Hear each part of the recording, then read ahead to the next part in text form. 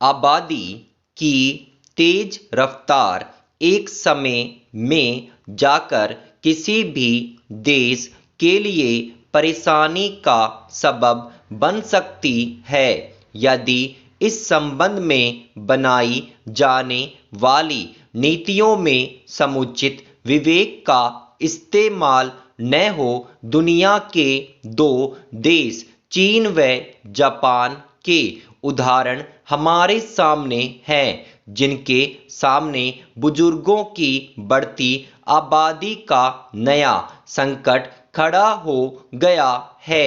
वक्त के साथ बुजुर्ग आबादी का बोझ बढ़ते देख दोनों देशों को कार्यशील श्रम शक्ति बनाए रखने के लिए प्रोत्साहन देकर नए जतन करने पड़ रहे हैं। आबादी के लिहाज से अभी दुनिया के नंबर 1 देश चीन में 6 दशक से अधिक समय में पहली बार जनसंख्या में गिरावट दर्ज की गई है। पिछले साल चीन में 6 लाख बच्चे कम पैदा हुए।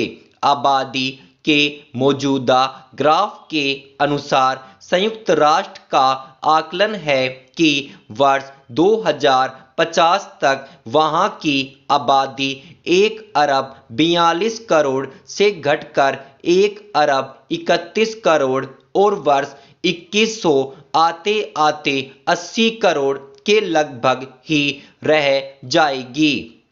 चीन इस समय बुजुर्गों की बढ़ती आबादी की चिंता से जूझ रहा है। यह वही देश है जिसके लिए बढ़ती जनसंख्या इतनी बड़ी परेशानी थी कि वह सिर्फ एक बच्चा की तानाशाही नीति ले आया था, लेकिन हर स्तर पर इस नीति को अपनाने वाले चीन के सामने जो संकट खड़ा हुआ है उसके चलते वह ज़्यादा बच्चे पैदा करने के लिए आर्थिक प्रोत्साहन देने लगा है। जापान में भी लंबे समय बाद आबादी में अब तक की सबसे बड़ी गिरावट दर्ज की गई है। यह अनुमान लगाया जा रहा है कि जापान में बुजुर्गों की संख्या वर्ष 2040 तक 35% से अधिक हो जाएगी। बुजुर्गों की बढ़ती संख्या और युवाओं की कम होती तादाद का एहसास चीन को भी है।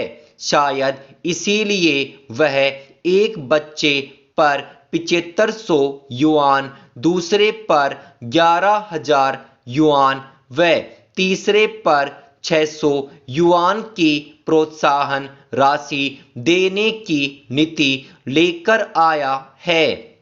जापान भी कमोबेश प्रोत्साहन की ऐसी ही नीति अपनाने को मजबूर है। बड़ी समस्या इसलिए भी है क्योंकि चीन व जापान दोनों ही देशों में कार्यशील आबादी लगातार कम होती जा रही है और बुजुर्गों की संख्या में बढ़ोतरी हुई है। स्वास्थ्य सेवाओं पर अधिक खर्चा भी चीन व जापान जैसे देशों के लिए बड़ी चुनौती है। भारत में भी आबादी की बढ़ती रफ्तार हमेशा चिंता का विषय रही है। हमारे यहाँ भी भविष्य में कार्यशील श्रम शक्ति को लेकर ऐसी ही विसंगति सामने आ सकती है। मानव शक्ति के बेहतर इस्तेमाल के साथ भारत जैसे देशों को चिंता यही करनी है कि बुजुर्गों की बढ़ती आबादी समस्या न बन जाए। इसलिए नीति नियंताओं को उपयोगिता के लिहाज से जनसंख्या नीति की राह तय करनी होगी।